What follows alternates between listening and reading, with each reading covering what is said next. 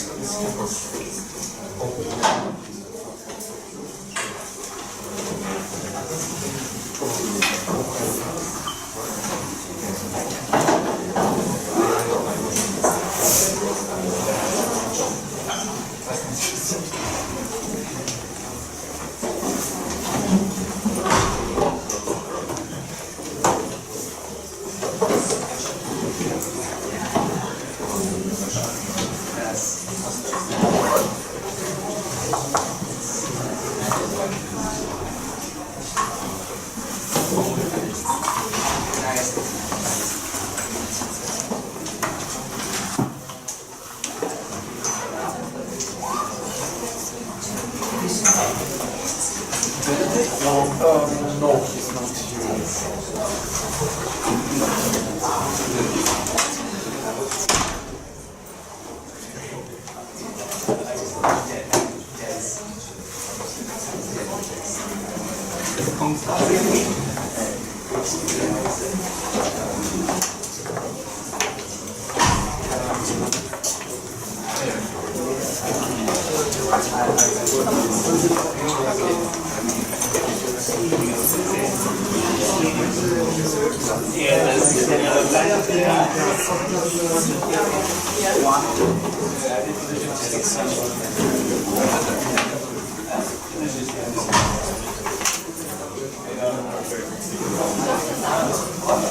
Just one second that we find.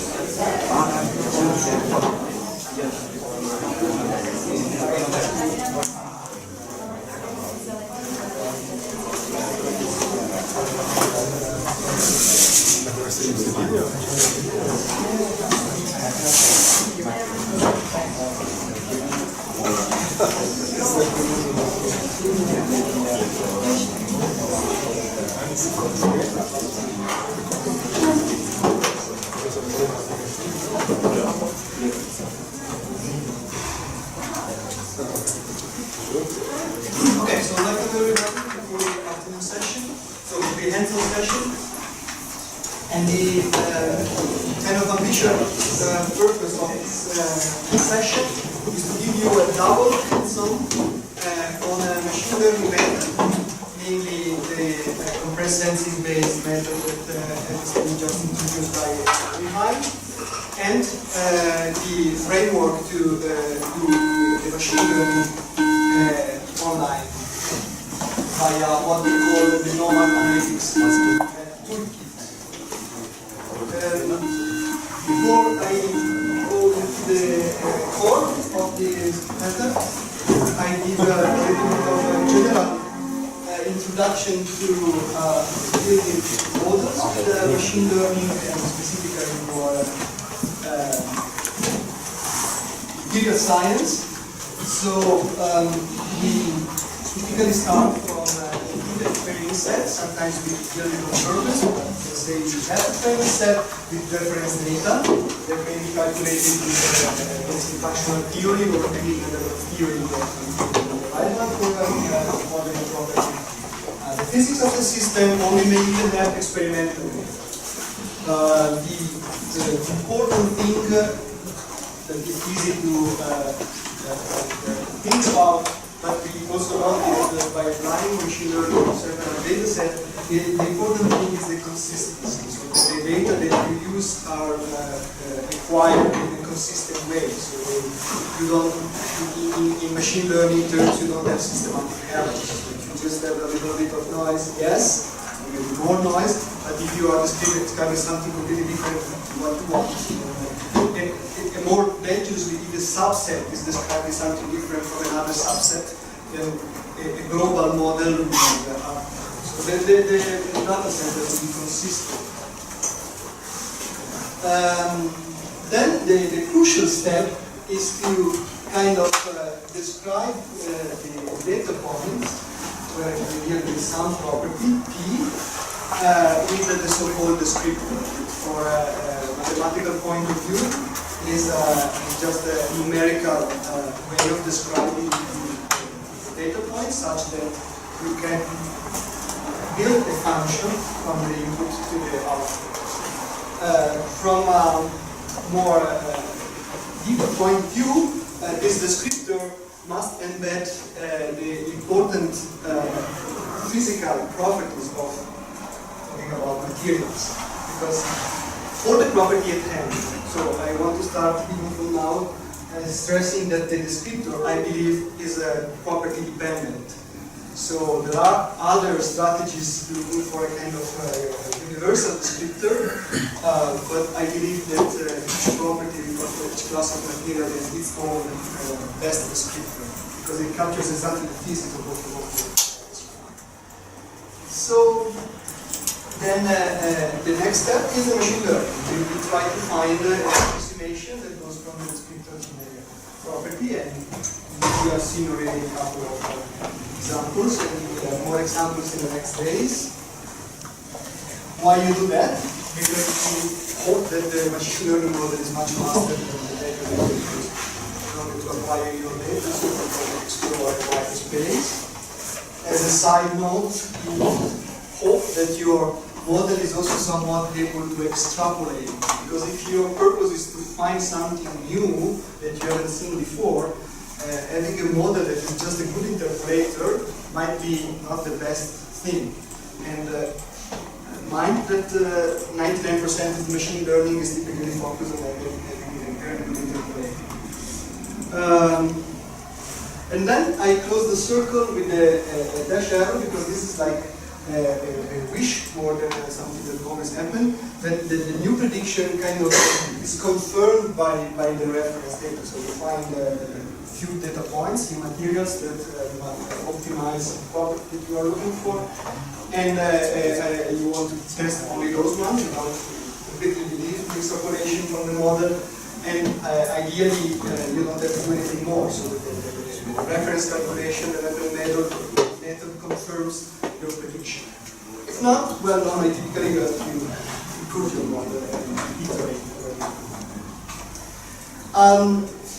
In many of the works that I've been doing, but many of the things that NOMAD is concerned with, we are aiming at a map of materials. So you have already seen with Route 9 that we address directly the construction of map of materials.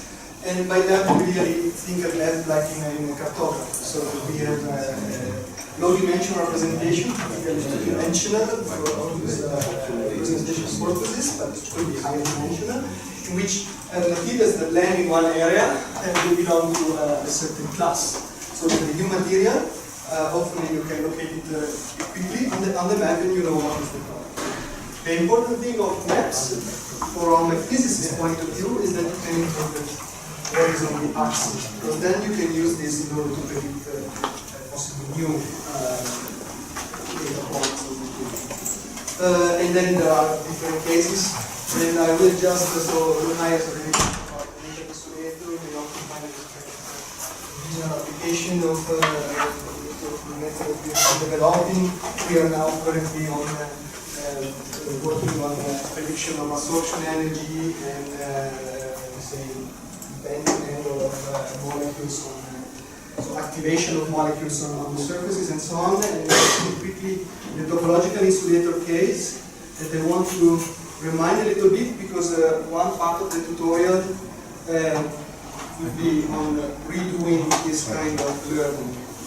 So the task is in this project was to predict whether materials are topological insulator or trivial insulators, or a few other things that I will show next, just by looking at the formula of the material.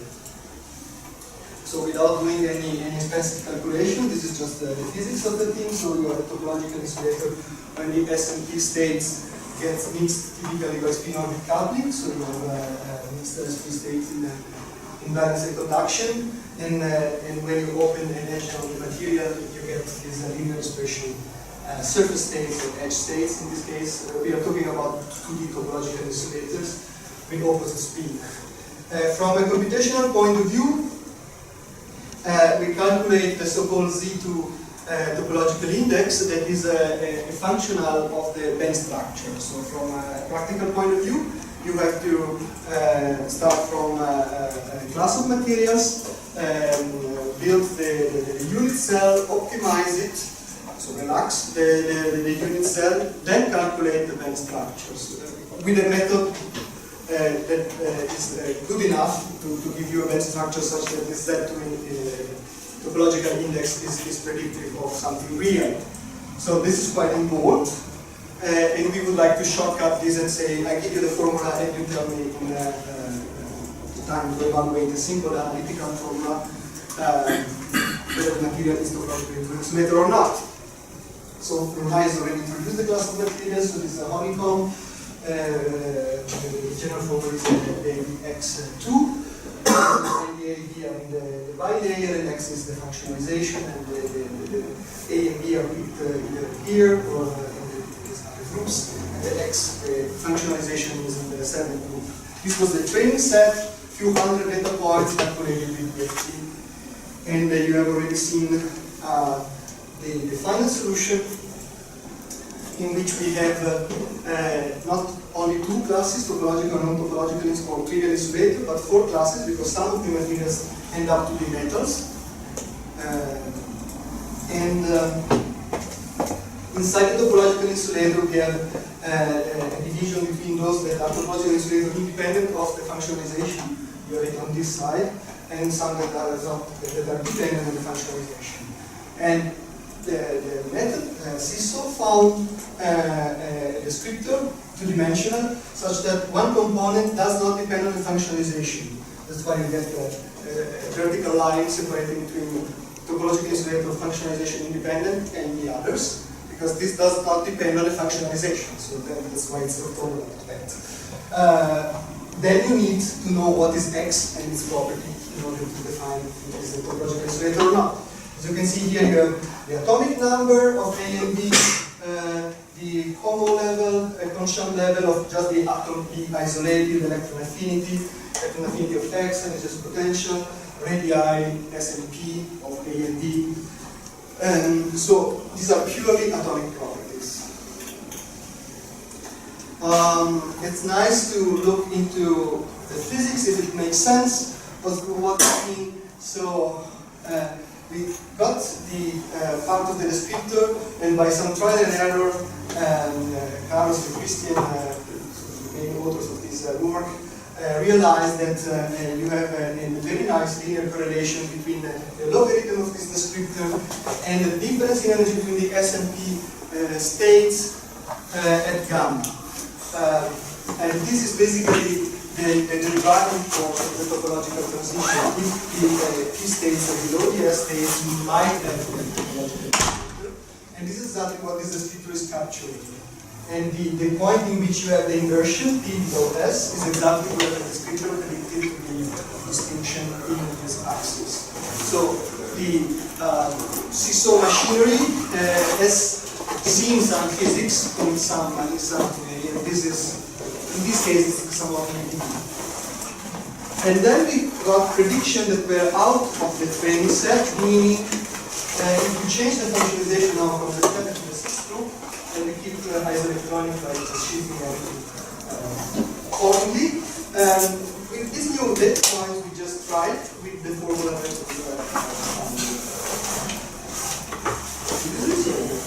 just plug in the information for the new A's and B's.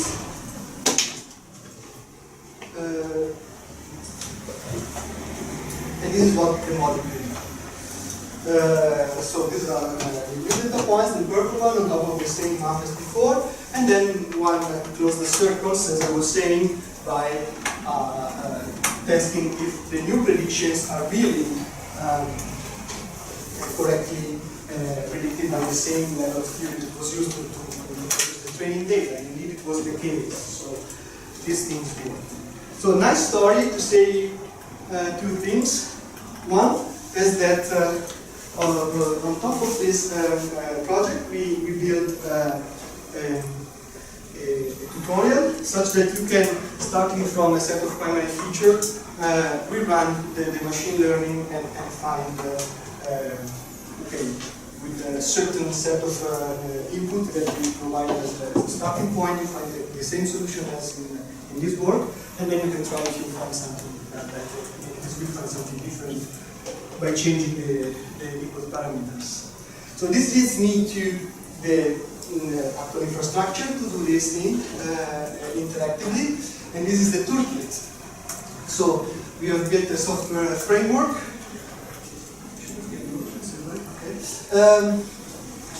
And the purpose is to give access to the NOMAD archive. So you've seen yesterday already this one tool inside this toolkit, query itself. And then today you start using the data analytics tools that are available in order to process the data. And as you have already seen, it is accessible via web interface using these notebooks, basically mainly Python notebooks with some things in order for visualization and so on. And everything runs on our servers. So that means that you just need a web browser. You go home and you can do as you like. You access via this big data analytics button on the web page. And what you find, your landing page is a list of tutorials. Some 20 are available and we are building new ones. Organized in different classes. So you will see in the next days examples in all the classes. Today I will focus on a couple of them.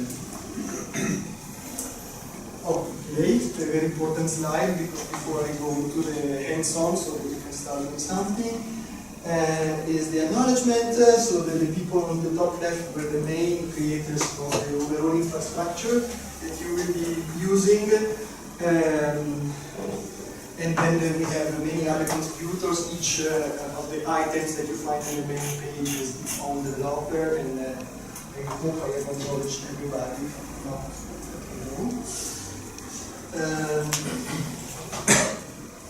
Okay, so the page, since it starts containing a lot of items, as a kind of navigator, so you can filter by the author of the tutorial, by the method that was used, and some other keywords. Specifically in the methods, you will have a list of flat list of possible methods. It mixes a little bit a machine learning method and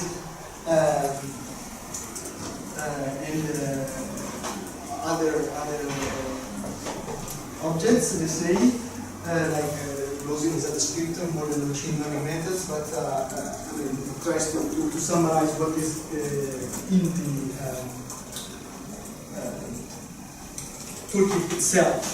So the main thing to do is to log in, even though I noticed yesterday that login is to a loop and the page continuously reopens, so you just have to go to one of the tutorials and open it in order to be prompt with the login. And now I want to be absolutely clear, thou shalt not use guest login. If you do it, ask how to get out of it. What you have to do is to use NOMAD number, blah, as well yesterday, but same it is at the beginning. Because now, starting from today, when you do when you use these tools, most likely you are writing in a file system, and so each one gets its own directory, workspace, in order to do their things. So if two people, like the guest login is unique. If two people get the same workspace, you're conflicting with each other. Okay, so the long introduction on the topological quantum phase transition was because if you go to methods and filter for CISO, you get some of the tutorials that contain something done with CISO, and this topological quantum phase transition has its own tutorial. So many of these tutorials try to be really intuitive, in the sense that you are presented with a nice graphical interface so that you can immediately start playing without even understanding too much what's going on, so you can select what. Input features, you're seeing the ingredients of this compressed sensing approach. Operators, this creates the feature space, a couple of things that are given as default. Then you run it, you get possibly not very informative first glance output. The very important output is that you get the map, because this is what we are after. And the map is presented as an interactive plot, so if you follow the tutorial, you get to something that is exactly the same as in the nice figure that I showed before, except that now this is interactive. That means you can modify the view at your will. You get information if you over the point, which data point it is, and this is kind of a very nice exploration tool, because you make a machine learning model and you can check immediately what was the data points and so on. And if you have done this business before, you know for sure that you spend some time identifying this was point to under the 6 to 7, go get somewhere to check where it was, visualize it. We try to have everything ready at the glance. The other thing, actually the main thing of this hands-on will be is a tutorial on compressed sensing for materials property prediction, and is different from the one I showed a few slides before. This is a real notebook, similar to the one we have used today for the encyclopedia, in which you look at the code and execute it step by step. And besides learning, this is when I say the double hands-on, learning the method itself, because we build the things step by step, starting from a linear regression. So I say this is just linear regression, yes. But then we complicate it by including nonlinearities step by step. So I hope you get a little bit of the feeling of how the method works really in your hands on. But also you see several steps of typical analysis on data that are in the archive could be done. In order to fulfill that, I will present a little other tutorial that is a kind of service thing, but it is very important. As you have seen, this kind of machine learning approaches, in which we try to predict properties, atomic properties, or simple properties of constituent of the material, they need the properties to input in. Because if I give you a training set, I have my topological insulator, metal, non-metal, and so on. I have the materials with their classification or whatever property I'm after. If I want to do the analysis on the basis of the atomic properties, you don't want to read every time the list of atomic properties. You may be more satisfied if these are collected somewhere in a central place, because when you communicate the model, it is important to say, yeah, this is where was the ionization potential divided electron affinity. Yes, which one? Okay, so that was calculated in NDA, and it was done on this and that. And then, with the same spirit as the overall NOMAD database, we have only data about the atoms that have their own ways to be calculated. And this tutorial that goes under the name Periodic Table of Elements for Atomic Data Collections is a way to visualize and access this atomic data. This is an example. If you go there, you may mark on something that looks like this. I have selected a particular set of atomic properties that were used for this work with the topological insulator and also previous works on the rock source in the classification and so on.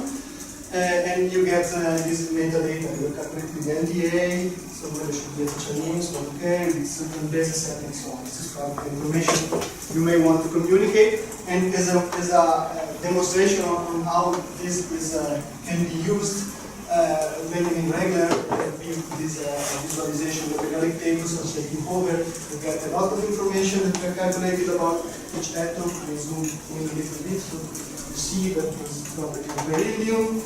And if you select a particular property, you get your heat map. This is also nice to show in presentation. Is this one? Not maybe, for other purposes, so that you see which element is hotter with respect to that property. So let me go to the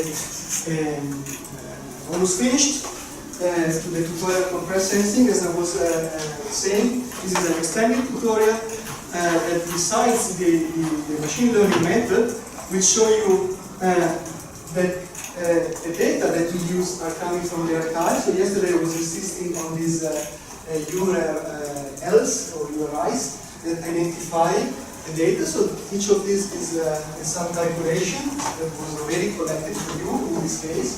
That is specifically one calculation on one of the binary material.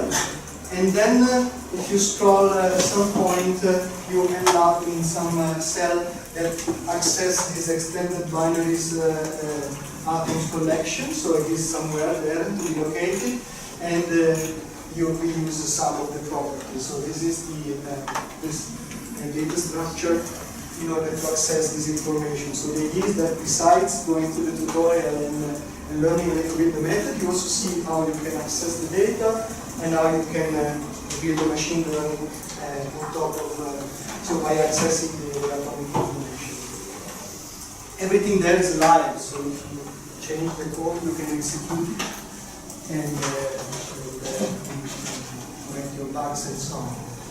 So I suggest that you actually start having a look at this periodic table of elements for the atomic data collection, so that you see a little bit the idea behind and how it works, and then you dedicate most of the time to the crystal structure prediction. So the tutorial is built in a way that you should be able to do it by yourself at your pace, and you can ask them the tutors around if you have some question. And I would leave the nice play around thing with the topological insulator, click property features and so on at the end if you manage.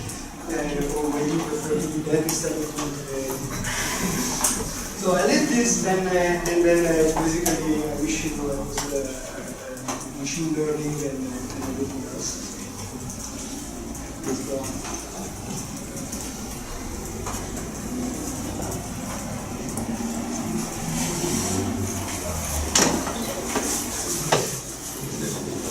So you get a group for test items.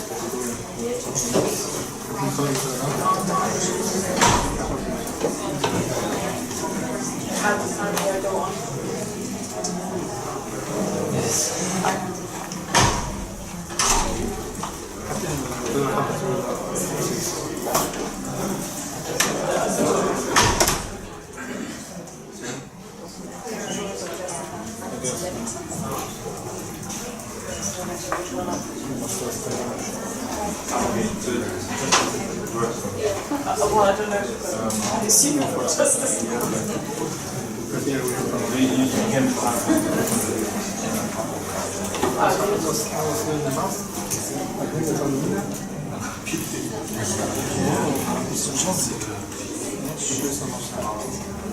No, no, she said we should not react. So if you look at the last email from Jessica, she was saying, she said something, someday you will get the email. I don't know. Should I not? Okay. But I'm not Just sure. try to relax. So, Now you can find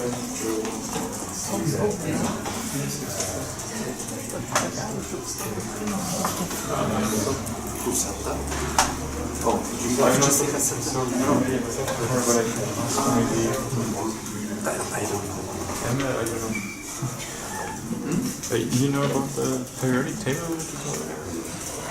Not that.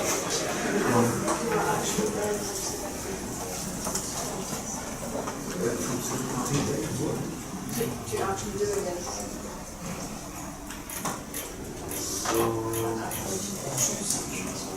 actually no.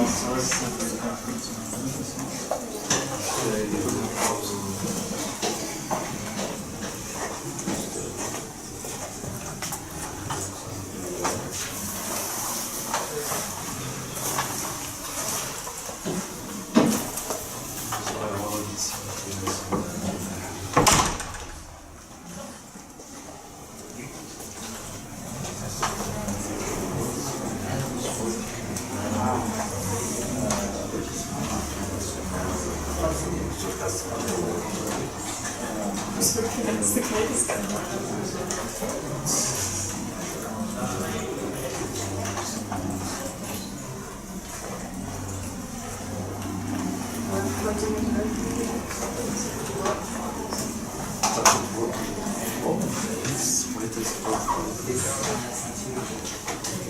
It's the usual.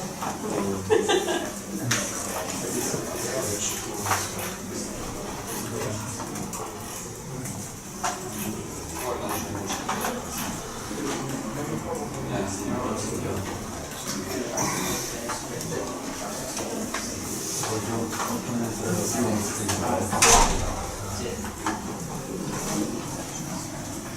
did we go down?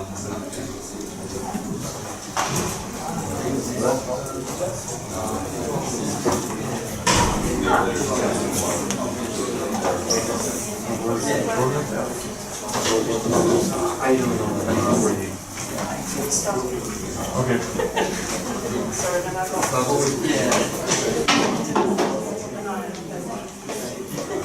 hope so.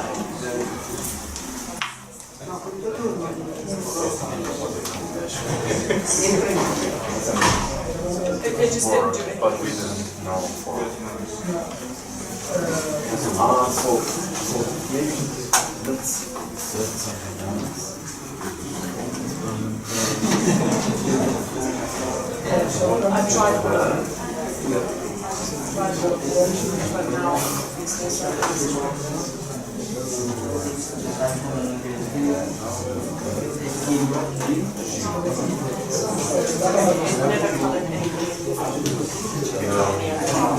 coloured anything. Sorry? Now it's coloured. Before that, I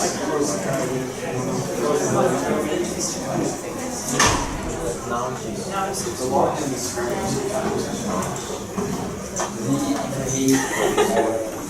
Doesn't work. I mean, there was also an error message, but we also together now work, so maybe there was a combination of what she has created and some which gave the error. Yeah, no.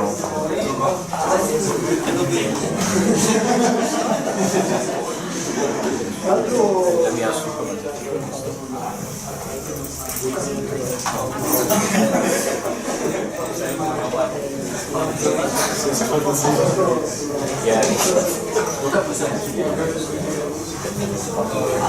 See. Yes. I think we can. Yes. Yes, please, yes. Yeah, don't. Yes. Yeah, we don't need it. Now it's just going around with the tutorial. So okay, so there's nothing Yes, happening. yes. Thank you.